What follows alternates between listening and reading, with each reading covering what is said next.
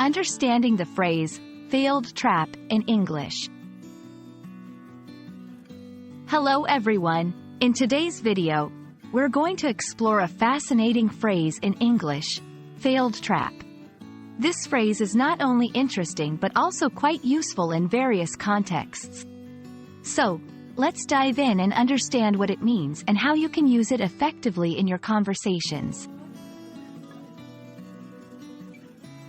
The phrase, failed trap, is composed of two words, failed and trap. Individually, failed refers to something that has not succeeded, and trap is a device or a situation designed to catch or deceive someone. When combined, this phrase generally refers to a situation where an attempt to trap or deceive someone has not been successful. It implies that the person or thing intended to be trapped or deceived has managed to avoid it or has not fallen for it.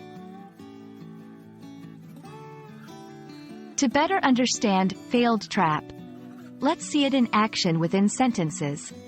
The detective easily saw through the criminal's failed trap. Their attempt at a practical joke turned out to be a failed trap as everyone saw it coming.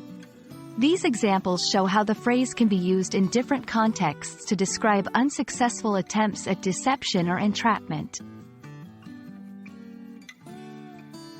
There are several expressions related to failed trap that you might find useful. Boomerang effect, when an attempt to harm someone backfires on the initiator.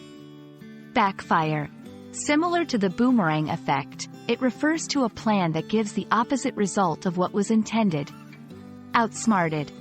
This is often what happens to the person who sets a failed trap. They are outsmarted by their intended target. Understanding phrases like failed trap not only enriches your vocabulary but also gives you deeper insights into the nuances of the English language. I hope this video has been informative and enjoyable.